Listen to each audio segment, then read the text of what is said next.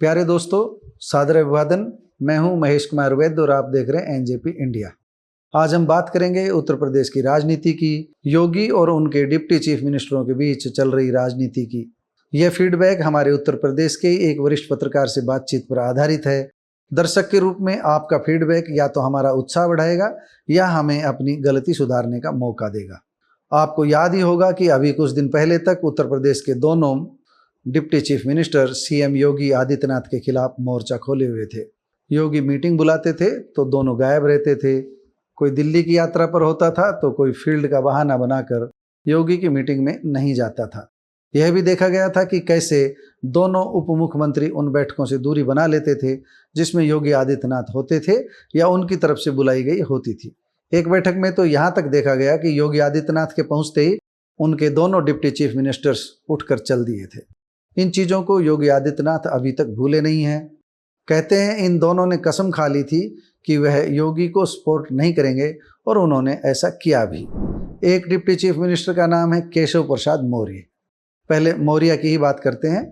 हालांकि खुद को ओबीसी का बड़ा चेहरा मानने वाले मौर्य की खुद की ताकत इतनी नहीं थी, लेकिन भाजपा हाईकमान ने उत्तर प्रदेश की राजनीति को साधने के लिए, ओबीसी वोटर्स को साधने के लिए इन्हें डिप्टी चीफ मिनिस्टर बनाया था। मौर्य लगभग 60,000 वोटों के बड़े मार्जिन से 2022 का विधानसभा चुनाव हार गए थे, लेकिन भाजपा ने ऐसा होने पर भी इन्हें आगे बढ़ाया। इसी कारण मैं कह रहा हूं कि ऐसा मानने वालों की कोई कमी नहीं है जो उन्हें ओबीसी का बड़ा चेहरा नहीं मानते। योगी के खिलाफ बगावत का झंडा सबसे पहले केशव प्रसाद मौर्य ने ही उठाया था। अब दूसरे deputy chief minister Brajesh Pathak की बात करते हैं।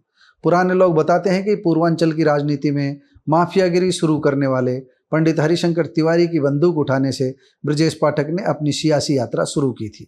उन्होंने भी जब मौका मिला तब योगी आदित्यनाथ की मुखालफत की। आज उनके भी तेवर नरम पड़ गए हैं। आश्चर्य तो लोगों को तब हुआ जब 18 अगस्त को यूपी के मझुआ में केशव प्रसाद मौर्य ने योगी आदित्यनाथ की जी भरकर तारीफ की। मौर्य ने कहा कि विधानसभा उपचुनाव में डबल इंजन की सरकार योगी जी की कृपा से 10 की 10 सीटें जीतने जा रही है। योगी जी ने उत्तर प्रदेश का काया पलट कर दिया है। इसके अलावा भी उन्होंने योगी की शान में खूब कसीते पढ़े।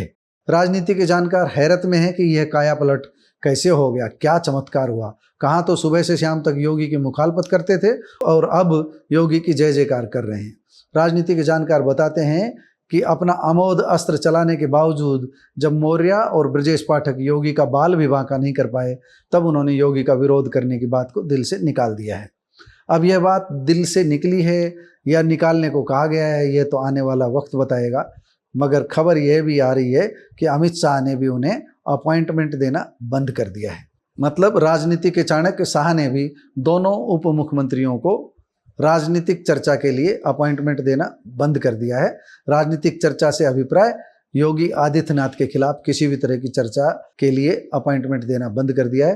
राजनीति में सामान्य चर्चा तो चलती ही रहेगी। राजनीतिक गलियारों में तो कहा यहाँ तक जा रहा है कि अमित शाह ने उनसे इशारों में यह भी कह दिया है कि सरकार रहेगी तो सब कुछ ठीक रहेगा, पहले सरकार को मजबूत करें। अब राजनीतिक पंडितों को यह बात समझ में नहीं आ रही है कि आखिरकार ये दोनों डिप्टी सीएम कब तक योगी नाम केवलम करते रहेंगे। कहाँ तो म्यान से तलवार सर कलम करने के लिए निकाली गई थी और कहाँ मुंह से अब जय योगी का उच्चारण हो रहा है। एक बात और जान लें, योगी आदित्यनाथ ने उपचुनावों के लिए मंत्रियों की जो सुपर 30 टीम बनाई है उसमें न तो केशव प्रसाद मौर्य को रखा है और न ही ब्रजेश पाठक को।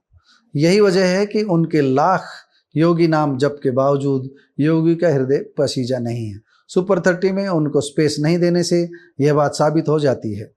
अब यह भी साफ हो गया है कि योगी आदित्यनाथ आज भी बिना दबाव की अपनी राजनीति कर रहे हैं। उन्होंने साबित कर दिया है कि मौर्य और पाठक जैसे नेताओं से निपटना उन्हें आता है। आपको हमारी ये रिपोर्ट कैसी लगी कमेंट बॉक्स में जाकर बताइएगा जरूर। नमस्कार।